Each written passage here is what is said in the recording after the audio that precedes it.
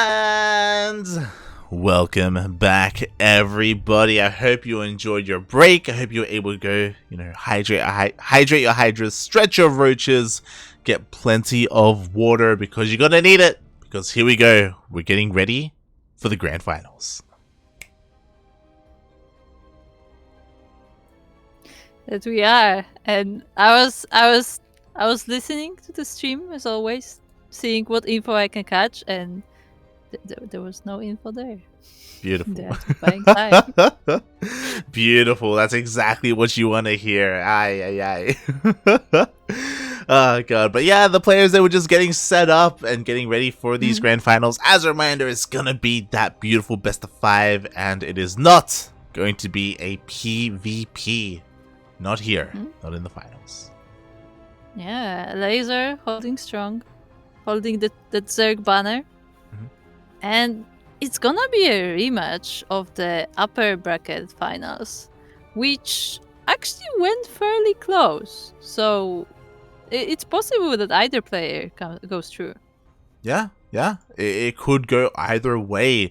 We were talking about it in their first series, how Elazer is kind of the favorite. He's the more of the well-known player, especially in the international community.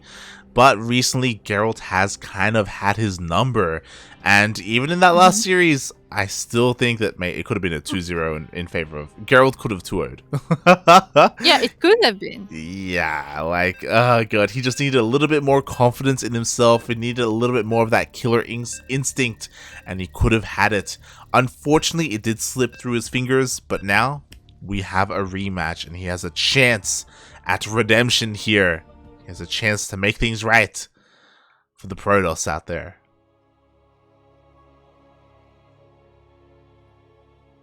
Oh boy. And now we're starting group. This is it. This is the final series of the night.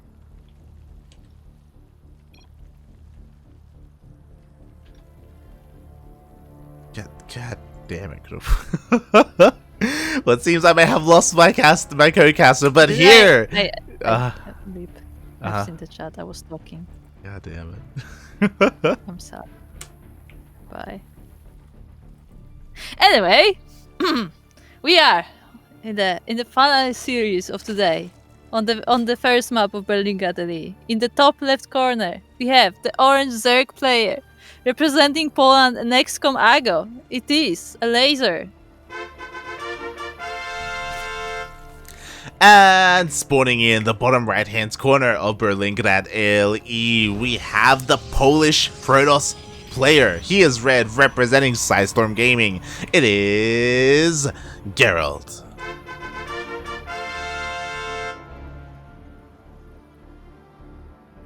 And once again, Elazer going for that unnatural.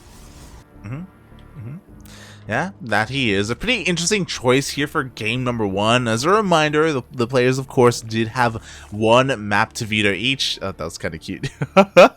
Gerald, he was trying to be annoying, trying to deny the gas or delay it for as long as possible. But yeah, they do have one veto each.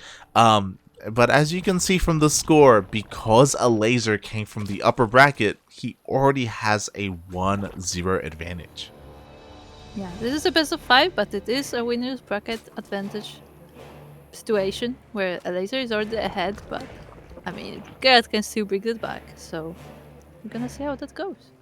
Yeah, as an example of that, earlier yesterday we had our Ducklings showdown, and even though Eric came from the lower bracket, he made a reverse sweep happen, and he was able to come back and end up winning the entire tournament. Again, we mentioned it. I recommend tuning into those VODs. It was an insane day of StarCraft, and that day is not over. It's not over at all, because we still haven't slept ever since then. It's been 24 hours. So it counts as a one day. Yep, pretty much. Fun fact, when I was casting, the sun was setting, and now the sun is rising. It is getting light out. Oh boy. But what do we do without the light? I mean, light out. So the light is coming out. Yeah, it's gonna be out, so it's not gonna be home. It's gonna Awful. Awful. Anyway, We have the Twilight Council with Robo this time. Oh, okay, here we go. So, again, a very different kind of opener here. This makes a lot of sense. We're on Berlingrad. We have the shortest rushes map in the map pool. You can get across the map incredibly quickly. And we'll see what we have here, because I'm just assuming that it's going to be Glaive Adepts, but we'll see. Because, again, we still don't have any more additional gateways. Robo's about to finish up. Ooh. And oh, okay. Yeah, it's actually not gonna be glaives, it's gonna be straight to DTs. Yeah, it was in the back of my mind again, because the upgrade was taking so long. I was like, hey, something's not quite right here, especially with the lack of gateways. So it is going to be a DT opening. Not the first time we've seen this today. Yeah. I think it was actually Gerald who did that as well. Yep. Wasn't it versus Elazer? Yep. Yeah, so like this is basically a repeat of that series. Yep. Yes to all these things. So Gerald did do this earlier today against Elazer, which is why I don't necessarily like this. Like, you would think that a player of Elazer's caliber would learn from their mistakes, would learn from the previous series and adapt and overcome and all that good stuff. So yeah, bold move by Gerald. Bold move. Yeah, I feel like maybe Gerald is one of these players that just has a build for the map and not so much for the player. Yeah, exactly. Yeah. Meanwhile, a nice move there. The Stalker was actually saved by that recall. These things are dealing a surprising amount of damage, but that may not matter because Geralt is across the map with his DTs. Like, it is also his turn to deal some damage. Yeah, the spores are going down, so they are already at the fair. He loses the adepts, but this one DT is still in the game. Yeah, 2 DTs at this point, but the problem is that there's detection. There's spores in every single base. We have Lings as well. There's not a situation where the Adepts are going to distract the Lings and then the DTs slip in. So Geralt knows that he can't deal any damage, and he's forced to morph in an Archon. Yeah, nice protection there with the other Dark Templar. And yeah, I guess he's just gonna go with the Archon cars instead. And there are no roaches so far, I don't think. There are no roaches, but that doesn't matter if you have enough queens, because all you have to do is target down that war prism and make sure it doesn't get anywhere near your mineral lines. Yeah, the queens definitely help, and they're all here to greet that war prism. So Geralt has to be careful. He really does. Thankfully, Geralt is transitioning behind this, but it's one of those things where his opener just hasn't really done anything, to be honest. He didn't even catch any overlords in the middle of the map. Not yet. He is trying to go straight into disruptors, which again is a really nice transition. But you'd think that these Archons would find more, you know? Do you think he's gonna drop the disruptors? Yeah, sure. Why not? Yeah, why not? Meanwhile, these Zergis are looking to cancel his base. Oh, God. That was a fast cancel. Geralt's still stuck on 2 bases. Immediately, he's attempting to take his third. What's important is that because of all of these Lings, they did force these Archons to stay at home.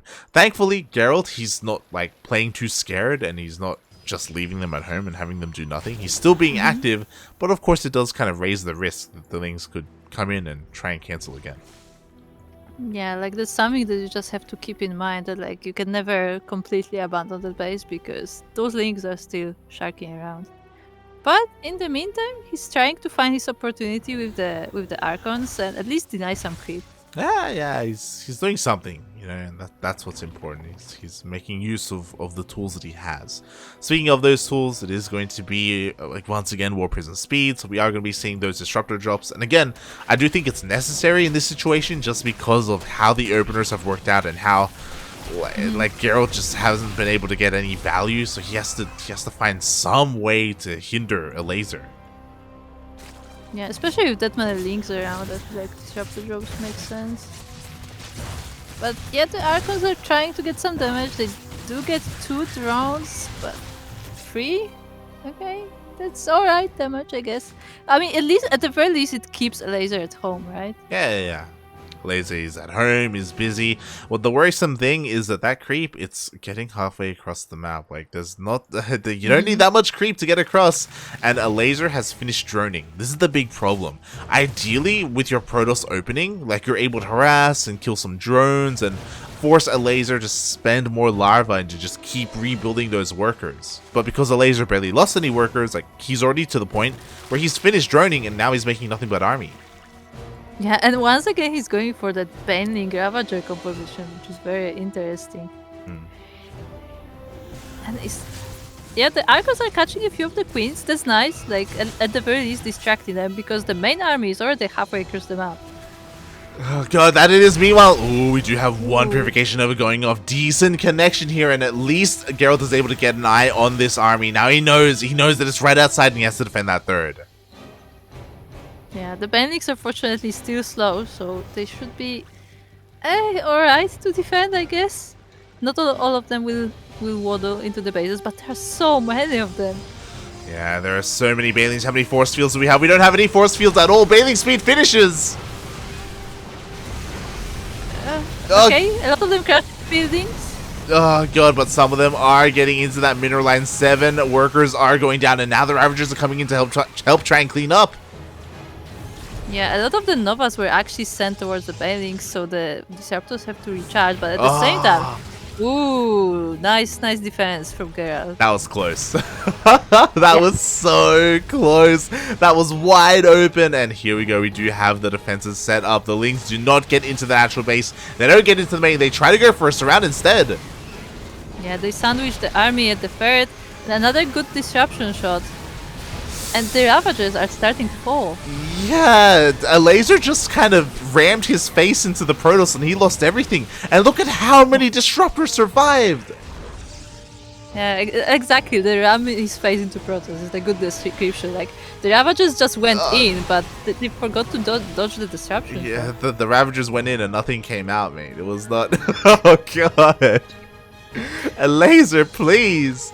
Like he was trying to be a little bit fancy there. He was trying to get us around and then bile the juicy center of the Protoss, but he wasn't respecting those disruptors. Like, they kept getting the connections that they needed, and yeah, we just see that Banelings, they just don't really trade well against Stalkers and Disruptors and Archons. Yeah, a lot of those Banelings are tanked by the Archons as well. But that's it. There is another army from Elazer coming, and I guess we'll see how the defense goes this time, as the DTs are sneaking in as well. Yeah, this is the big difference. This time there are DTs all over the place. We have there's no spore. Ah. Yeah, there's no detection whatsoever. Yeah, there's Here one there is spore. A spore, but there's 4 of them. Exactly. The spore is not enough. Meanwhile, at the same time, the Zerg army is trying to break in, trying to push into this base. Maybe they can force a cancel here at least. I was gonna say that the Nexus is pretty bold. Yeah. It was pretty bold. Like, he saw the army was there. Oh god! Oh, the Novas are going off once again, and they just keep getting connections. Ooh. That's it. See, Gerald gets it. He takes the first game. Yeah, GG, well played. There was no answer to the DTs. They were wreaking havoc across the map. And again, Elazer, his army wasn't really set up to go into the later game. That was a solid mid-game army. He intended to end it, and he just couldn't. Oh. Yeah. It was looking pretty strong for Elazer, whereas like his armies were like going over the Protoss, but like, yeah, he lost the whole army. He took a lot of like the Novas, and yeah, and suddenly all the Ravages were gone. Pretty much. The Ravagers were gone, and the Disruptors were left standing. My god. Really nice defense there by Gerald. It was pretty close, to be honest. Like, again, a lesser Protoss player would have been pulled apart, and like, the Lings and the Banelings would have dealt so much damage, but again, just very solid defense by Gerald. Yeah, very, very nice. And we see, like, I mean, who knows? Maybe he can get a free one coming from the lower bracket. Yeah. But that's not here, at least yet, because now we are on Blackburn LE. looking at the base of the orange Zerg player, who still has the 1-point advantage. It is XCOM Elazer. XCOM Ago Elazer. My intros are starting to get messed up. Starting. I'm shaking my head. And Okay, spawning. they were always messed up. Spawning in the bottom left-hand corner of Blackburn LE, we have the blue Protoss player representing Psystorm Gaming and tying up the series 1-1 in this best of 5. It is Gerald.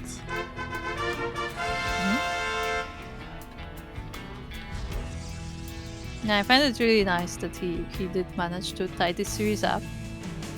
Yeah. It would be interesting for him to see to take this all the way, but you know, Elazer is still a solid Zerg player. Yeah, I mean, personally, I just didn't want a 3-0. I didn't want like a one-sided series like that. I wanted something a little bit more dynamic and back and forth. And yeah, I'm in general, I've been really impressed with Gerald and how he's played, not just this series and not just last game, but the entire tournament. Yeah. I mean, okay, so now that we are in the finals, do you have an idea as who may get the performance of the event? Performance. Yes. That's a good question. I kind of want the game of the day to go to Mishu. That still really stands out to me. It was just a wild performance against Rail. Oh God. Other than that, Papi. Other than that, yeah, Papi had some time in the sun as well. It was great to see Papi against Gerald. But I think MVP, even if Gerald loses this, I think I may want to give it to him. I don't know. It's one of those things where like we're also working with incomplete information because we didn't get to cast a group stage and there were double the amount of players there and more players to feature, so unfortunately we missed out on all of that. Yeah, definitely. But I guess we're gonna find out how this goes as we have once again a Stargate on Blackburn. Once again in that position closer to Zerg's base. Yeah, hopefully this time Gerald can control better. If you recall, in the last series that they played, Gerald opened up with double Void Ray, double Oracle, and I think he lost his first Oracle immediately. He just flew by and died to the Queen. Yeah, it was a disastrous start. It was just not good. It was just not good. So if he does go double Oracle again, hopefully this time he's able to execute it a little bit better. Yeah, as that Oracle is indeed on the way, and yeah, we'll see what happens this time. Elazer is just going for some links, but not too much. Just running up, just setting up the economy, defending from the adepts. Yeah. So far, the adepts haven't really been able to find too much damage whatsoever. They keep trying to find a way in, but so far they do get swatted away. Meanwhile, first Oracle is done, and the second one is in production. Yeah. I don't think there are any spores so far, so there are only queens to defend from these oracles, and the pathing is already very different from the first game. Yeah. There are 2 queens though, so he has to be careful. I love it. He already gets one of those transferring drones, and so far only lost shields. Yeah, doesn't really sustain any hull damage at all. Up! Oh. Up! Another drone? Maybe? Up! He's waiting. Up! Come on!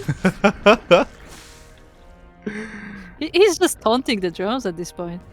Yeah, he's got to be careful not to taunt too much. Meanwhile, in comes the second Oracle who's just waiting. Now he dives on forward towards that third base. There is already a Spore here, but only a single queen, so he can dance around, and I think he gets one more drone.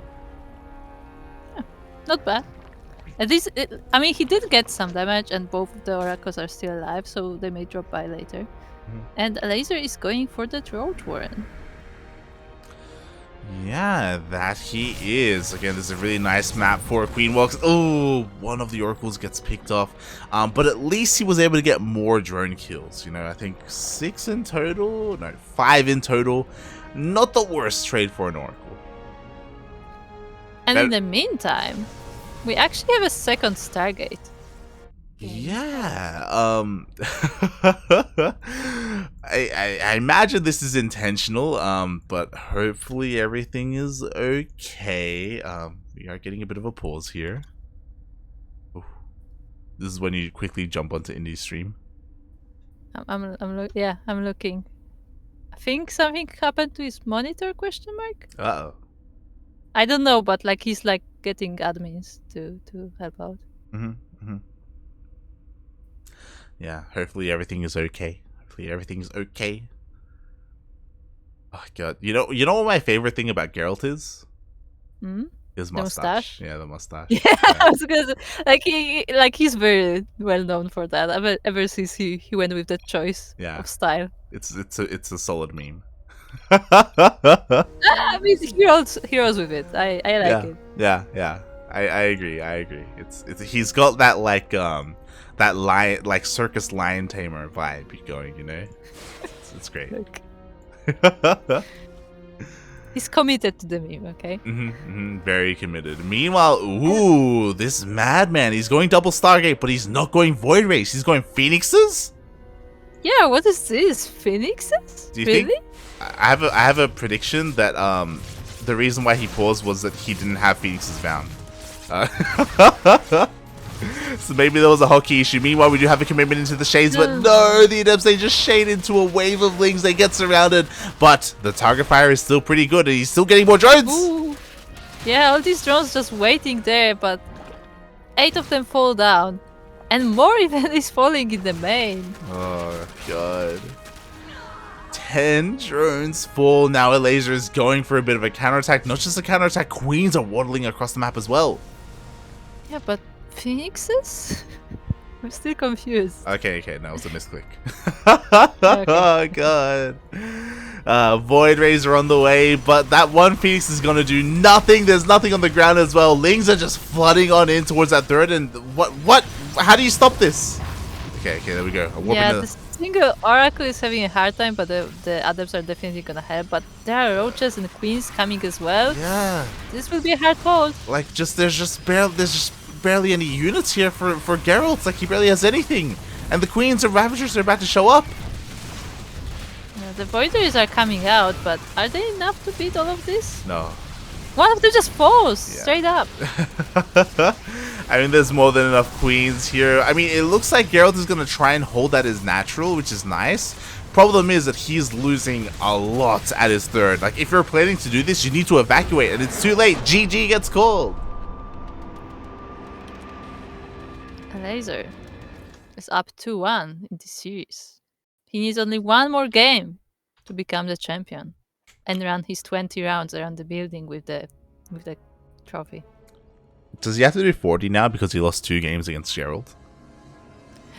Good question. Yeah, somebody should ask that. It's a good question. We need to find out. But that was brutal. Obviously, I feel like the Phoenix was a bit of a misclick, and that should have been a Void Ray. But even with one additional Void Ray, that wouldn't have made a massive difference. I mean, considering that the first Void Ray just flew into its doom. I mean, yeah. Oh god. We've talked about it before, but Glaive Adepts are not what you want, especially defensively against queen pushes, and that's exactly what Elazer was working towards, because of course he was, because it's Blackburn, you know? If it's Blackburn, you queen push. Ah. But here we go. Our players are going for the next map, which will be Pride of Altaris. Will somebody take the gold base? I mean, I'm going to be very disappointed if Elazer doesn't. I mean, I feel like there's no reason not to take the gold here, especially as a Zerg player. We'll see as we're diving on in this potentially the final game. Yeah.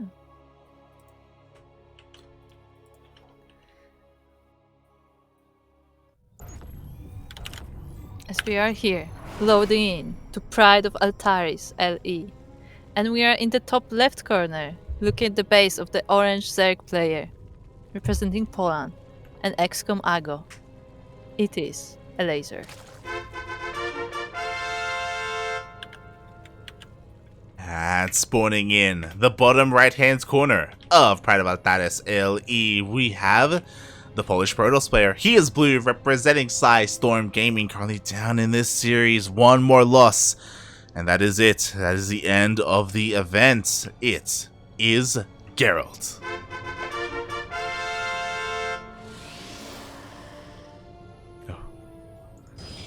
Also, there's some complex math going on in the chat right now. Jesus Christ. Oh. What's going on in the chat? Oh. Is that how it works? Oh god. Meanwhile, this is as it should be. Elazer does take the gold as his natural. As all things should be. Oh, that's natural. Nice. Oh! Oh, this time it worked. Gerald actually denied this extractor. Yeah. Very nice. Very annoying to the Zerg. It's like this small thing, but like, you know, it can really like get into it. Yeah. It does affect the build. It does affect timings, and it makes things a little bit more awkward for the Zerg player, just a little bit. And as you were saying, like to some players, like it can affect them more than others, you know. Mm-hmm. Yeah. And in the meantime, Gerald has time to take his expansion. Oh. I was confused for a moment, but no, like all these drones are just going to the god. It's all good. Yeah. It's all good. You're fine. They Everybody calm down. They are are going to the god. Yeah, they are being Maynarded over. Geralt, he saw the Maynard, so he should be well aware that they're going towards that gold base. I'm sure he's just gonna double check with his probe, and then it's gonna be on Geralt to try and do something about this, whether it's with, you know, a handful of adepts or an oracle or a void ray or something. I mean, it looks like it's going to be adepts with the Twilight Council coming up as well. And I mean, it's probably a good choice considering that gold base is very open. So, you know, diving adepts in and out should be fairly easy. Yeah, we'll see. We'll see how he decides to approach this. If he still gets a robo for that warp prism, or if he just wants to just send it across the map, just through the ground, just to hit that a little bit faster. Yeah, for now there's one of the adepts just checking out how the base is going. Yeah. See if she can get any damage done. Oh my god. Yeah, got one drone. Very nice. Yeah, that's more than what we really expect out of an adept like this. Yeah, it's gonna get cleaned up, unfortunately, but yeah, one drone is pretty nice. Oh, but this Zergling is actually scouting the whole base. Yeah, and this Zergling is gonna see the fact that the Twilight Council does not have anything researching. This looks like Geralt, again, for the third time today, wants to go into DTs. Yeah, seems that way. Oh. And this wall is just barely fixed up. Yeah. Just barely. Actually, recall on the Stalker. Yeah, again, it's just like game number 2, just like the previous game. Same moves are coming up, but the Lings keep on flooding in, and oh my god, he wants to kill that gateway. Can he get it? Can he get it? Oh. Ooh, it's getting very low. Yeah, he's gonna get it. But especially with the reinforcements. Yeah, there is a secondary wall being set up though, so it shouldn't be too bad. Yeah, there you go. Like the Lings are still down. The Cybercore. Actually. Yeah, the Cybercore is gonna fall down. Oh my god, we have more Lings flooding across the map. Elazer, he wants it. He wants to end this early. He's had enough. He's had enough with all the downtime. Is the wall a wall? It is. It is, just barely, but it is. Oh god. But I'm sure... That is it for current aggression though. Like, there is Roach Warren back at home. But... yeah, this is a very awkward SimCity now. Oh god, it really is. I mean, as you were saying, everything's all over the place. The Cybercore had to be rebuilt. Dark Shrine is on the way, by the way. Like, again, we did notify earlier that it was going to be another DT opener. But Elazer has a lot of time to prepare for this. He hasn't scouted it though, so he doesn't necessarily know what's coming his way. Yeah, he doesn't, but he already has spores set up in both his natural and in his third. So at least those bases should be safe. There is there is an option of a drop to the main, but I guess we'll see how that goes. Yeah, I mean, the main is kind of left open here. Oh, the War Prism does get scattered, though. Oh, yeah. He just chases it. He's like, I see you. I know what you're trying to do just here. Jump up. Yeah. They see the Warping as well. Gerald just showing his hand. Do you think he's trying to intimidate him? I think he just accepted the fact that he's not going to deal damage with DTs. Hello. Hold on. Why does he have a probe? He's gonna drop him back. No, the Miss Micro. Poor probe, just left alone in the middle of the wilderness. There we go. Now he's gonna go. I think. Is this a full wall? If so, that's why, right? So. Otherwise, he wouldn't be able to expand. Yeah, it is a full wall. Yeah. He's destroying the pylon now. Yeah, the pylon has to go down. Feels bad, man. So it was intentional to leapfrog the probe over, but this also means that this ground army it's segmented away from this third, and now the Lings are gonna come in and deny it. Yeah, that third is not gonna go up. The Archons are coming, but they're not gonna be here in time. Yeah, we do have that cancel. Elazer behind this. He's still got that gold base. He's all the way up on 3 base economy, 3.5 base economy, essentially because of that gold. If he wants to, he could even take a 4th at this stage. Yeah, probably could. And yeah, what is Gerald planning to do? Like, he has these Archons just flying around, catching on the Lings. He has Disruptors coming, so there's that. Yeah, I guess he's going for the same thing. Once again, he wants to get the Disruptors out. Yeah, I guess this is what he's most comfortable with in this matchup. And, I mean, we've seen it work against Elazer before, but it's one of those things where, like, I don't know, do you really want to keep doing it game after game after game after game? I mean, he's going to try. He's going to try. I mean, if it works, then why not? Yeah, but is it working? It worked once. Yeah. Sure. Oh boy. I mean, at least these Archons are still, again, they're still active. Oh no, they missed rally! No! No, puppy, please! No! Oh, the misclick! He shoot! No, he didn't even get to shoot the Nova. No, not like this. Yeah, the DT is doing some work on this hatchery, but it's gonna be sniped soon. But this time, Elazer actually took the infestation pit as well, I believe. So there will be some transition to later tech. Oh yeah, there we go. Immediately we have the Hive, and I love this because how do you deal with disruptors? We've seen some Zerg players today really struggle against all those disruptors. Vipers, mate. Vipers completely shut them down. Yeah, a few good pulls, and that's all the disruptor army gone. We're going for Hydras as well. Definitely. Oh god. So what do you need to deal with Vipers? Of course, High Templar, Storm, trying to diversify your AoE and work on your own spellcasters, but unfortunately, Gerald, his mind isn't really there right now. He's still focused on Disruptor production and Blink Stalkers. I mean, I don't think he scouted the Elazer's base, so I don't think he actually knows that the Elazer is teching up right now. Yeah, he's in the dark. He hasn't scouted in quite some time. He's got no idea. And Elazer, he's getting ready for Hydra Lurker Viper. Oh no! I think now he saw some of the buildings, so he has some idea what's going on. But is it too late to prepare? Like, the attack is coming. Oh god, exactly. Like, and you say attack, it's a 200 attack. Like, Elazer is maxed out. He is ready to go. And he's ready to trade. Doesn't matter how efficiently Gerald holds, like, it's still going to be a massive wave of Zerg.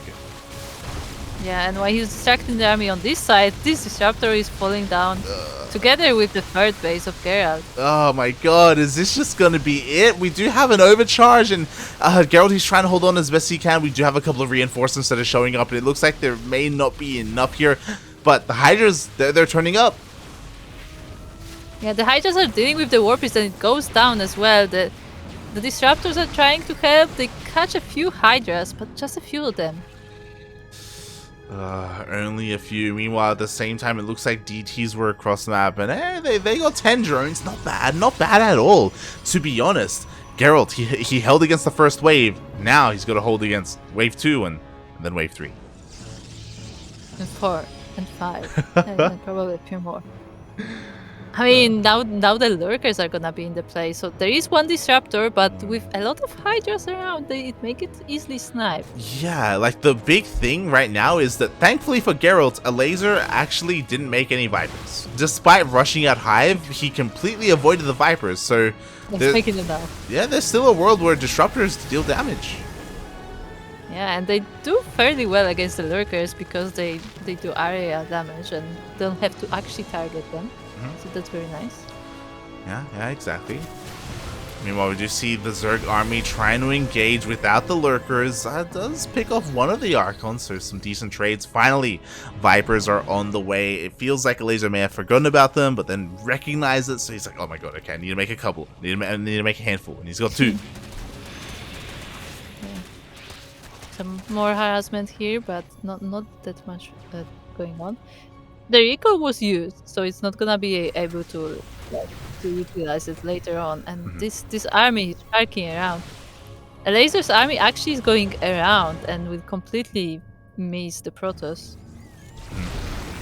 One lurker gets picked off. Nicely done. Gerald doesn't want to push into creep. Not yet. It's a little bit too soon for that.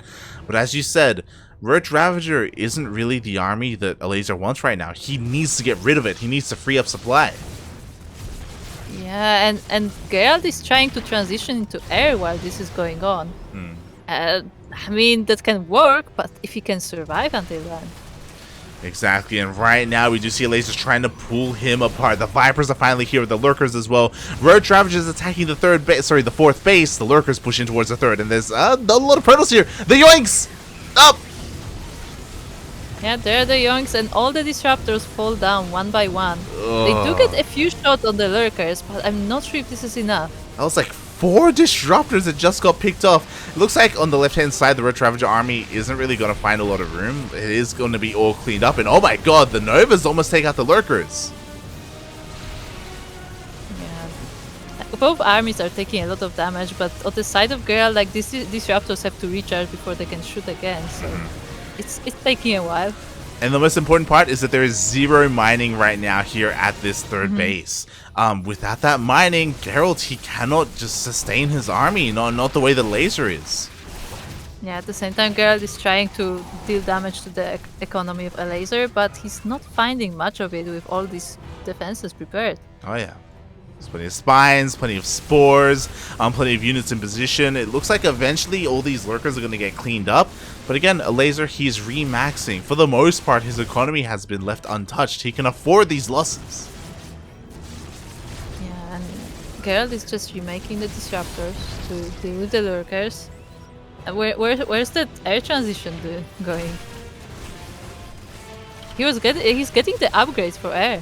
Yeah, but it's not going. He just he just hasn't had the opportunity to start popping out void rays or carriers or anything in the air. He's still struggling to deal with the ground army. Nice. Ooh, more disruptors are being pulled by the Vipers, and the 3rd base is once again ravaged by the Zerg. Oh my god, the Nexus does get picked off. Meanwhile, we have enough energy for another Yoink. There it is! Oh, the feedback! But the Templar just walked into the army. It does just walk that's a in. pretty nice job, Yeah, what was that? 5 Hydras just got picked off. So finally a decent disruptor shot, but 1 shot is not enough. Yeah, now there are lurkers on one side, hydras on the other, and this Protoss army looks more and more trapped in its own base. Yeah, it's a difficult fall for Gerald. We'll see. Yeah, I mean, the DTs actually kill every single one of those lurkers. I'm surprised by how well they were able to clean those up, but there's still another one here at the natural. Like, there's barely any mining going on right now. Yeah, exactly. It's like 1 base economy. There's nothing here in the main. The disruptor was trying to fight the lurker, but it just walked into its death. Oh my god. Not like this. Oh god, the boys were being pulled. Finally it goes down. Yeah, but now that there are links coming, there's more army reinforcements, and Gerald has to quickly muster up some defenses. He really does. The Lings, they come in for a full surround. Purification Overs are going off. The Yoinks were not fast enough. Where are they? Where are they? Now they're there. Oh, another feedback on the Viper. Yeah. Again, Gerald is just trading so well, but it doesn't matter how well you trade. At the end of the day, you're still trading, and he just doesn't have the economy to sustain all of these losses, and there's just so many lurkers. Yeah, like his bank is slowly drying up, and he's only making more disruptors. Yeah, and he needs more than just disruptors. Meanwhile, we see the leapfrog forward of these lurkers, very Terran-esque with their siege tanks. GG, well played. Congratulations, Elazer. He's able to take the entire series 3-1 and become our champion. GG. GG. Congratulations. He still has to run those rounds. Now he can do some laps outside. Beautiful, mate. Beautiful. Yes, as you can now see on the Polish stream at Indie StarCraft, you can see Elazer celebrating his victory, shaking hands with Gerald. Beautiful, mate. Beautiful. Showing respect to his opponent. Again, unfortunately, like it could be a fatigue thing. This is something that we didn't even get to talk about. But LANs are very sorry, I say LANs. One-day events like this are really, really brutal because this tournament alone, I think, was 11 hours. Yeah, it started at 10 a.m. and it's now almost 9. Yeah. So it's a lot about endurance, about stamina as well, being able to stay awake and stay like alert and just play throughout the entire day. And it did feel towards the end there that Gerald was mentally falling apart a little bit. Like he kept doing the same thing over and over again, because that's all he could do, and it just wasn't enough. It just wasn't enough, mate. Yeah, in the end, it just wasn't enough. I mean, he did. It was still a good showing for Gerald. Like he did show some great games. Like all the games were fairly close, but it was just not enough to beat Elazer. Not this time. Not this time. He came close. He came incredibly close, and I hope he's happy with his performance because he took down literally everyone else. He took down Papi, took down Cristiano. Like he had a really great run overall, and second place is still amazing. You know, he still made over 1,000 zlotys. Yeah. Look. So yes, GG, well played to our two finalists, and especially to our champion here, Elazer. We talked about how he's the one to beat, and to be fair, he did bleed. You know, he did drop a couple of maps today. That he did, for which he apparently has to run. Yes. but yeah, like it was much closer than I would expect it to be, especially between him and Gerald.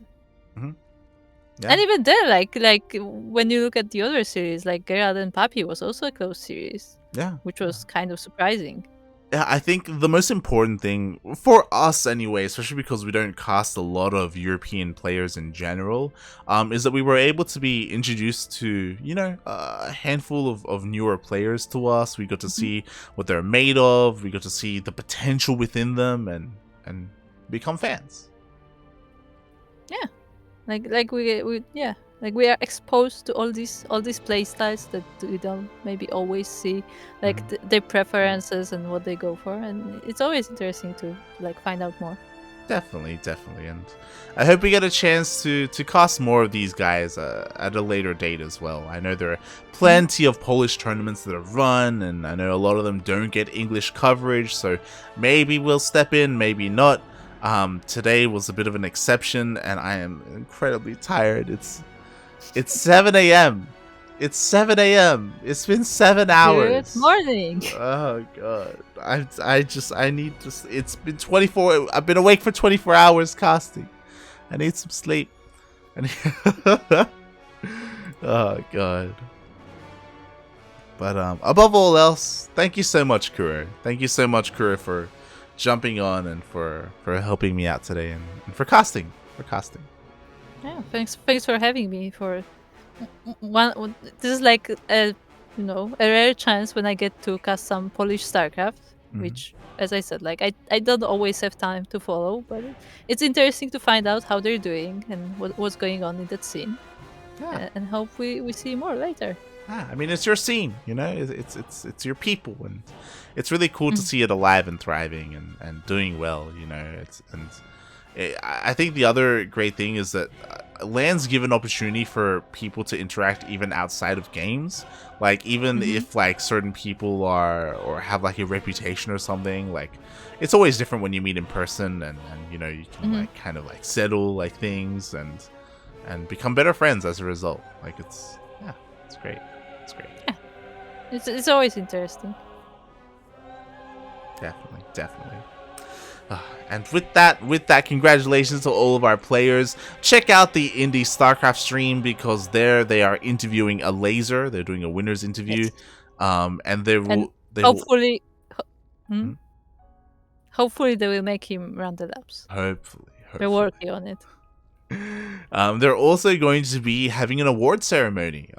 We don't know who the nominees and who they're thinking of right now, but they are going to be awarding some extra bonus prizes to players who had the best performance, you know, the best game, the best series. I'm missing one. Hold on. Play of the day, the best play. So yeah, they're having a lot of fun over there, and they're going to be able to hand out some trophies. Yeah, they kept showing them on camera. There are actually trophies for all these awards and some money prize as well. So it's really nice for all the players involved. Also, apparently there was a champagne, but I don't see Elazer with champagne. So maybe during the trophy ceremony he's gonna get one. Maybe. Fingers crossed. Oh god. So yeah, it's a lot of fun. You're both A and Z? No. I am from Australia and Kuro is from Poland, from Polonia. From Polski. Yes. Not from Warsaw though. So I couldn't be at the event in person. Exactly. Oh god. So yeah, if you're tuning in for the first time here on the CranKy Ducklings, we usually cast Korean events and Latin American events and North American events. You know, events that are better suited to our time zones. Not so much European events. But we're starting to change that a little bit. We want to spice things up a little bit, especially coming into the new year in 2022. We cast so much already. What's another tournament, you know? A lot because I'm tired. I just my brain is shutting down. Yes. When it comes to our next broadcast, usually we cast ESL Open Cup Asia, and that's going to be in how many hours is that? Like 6 or so hours. But because we did stay up to cast this, I'm gonna pass out for like 10 hours and. I know Yaku is my typical co-caster for ESL Open Cup Asia, but I know that he is also a little bit busy with studies at the moment. His classes are starting up and he does have some things to do, so we are going to take this weekend off from casting ESL Open Cup Asia. We cast every single week, but not this week. We'll take it off. We'll come back next week instead. Yeah. So shout out to the chat who have been very entertaining today. Yeah. Very. We appreciate the chat. You know, they were letting us in on some of the inside jokes and other things that are happening in the Polish scene. We really appreciate it. Even helping us with some pronunciations and a bit of some backstory with some of the players and some of the teams. So yeah, we appreciate it. We appreciate it a lot. And hopefully we get to cast more. Again, shout out to Kashim. Kashim, he is the man behind the scenes, the man pulling all the strings and making sure everything is working properly, except for the internet. Yeah, that was not his thing. So. Yeah, yes. But yeah, if it wasn't for Kashim, then it's possible that this tournament wouldn't have been run anywhere near as smoothly as it was. So massive shout out to him. Yeah, hopefully we get to work together more in the future. Yeah, definitely. Yeah, definitely. Oh god. So if you enjoyed the broadcast, make sure to follow the CranKy Ducklings for more broadcasts later on. Yes. Make sure to check out our social media at Twitter, at Facebook, at Instagram, and most importantly at Discord. Yes. Discord is probably the center of all of our content. So if you're on Discord, you will be in the know. Yes, yes. We're all over the place. Facebook, Instagram, Twitter, Discord, YouTube, Patreon. Again, all over the place. So if you want to be notified for when we go live, then follow us on your preferred social media. And yes, thank you everyone for tuning in. Hope you had a good time. And we will see you for our next broadcast. I actually think our next broadcast may just be ESL Asia. We still have a lot of work to do to come back with the rest of our tournaments, with our regular tournaments. But yeah, enjoy your times, enjoy your weekend, enjoy the holidays while you still have them, and enjoy StarCraft, more importantly. Because there's plenty of StarCraft going on. Oh yeah, and there's gonna be more. Oh yeah, exactly. Thank you so much. See you next time. Ciao. Bye.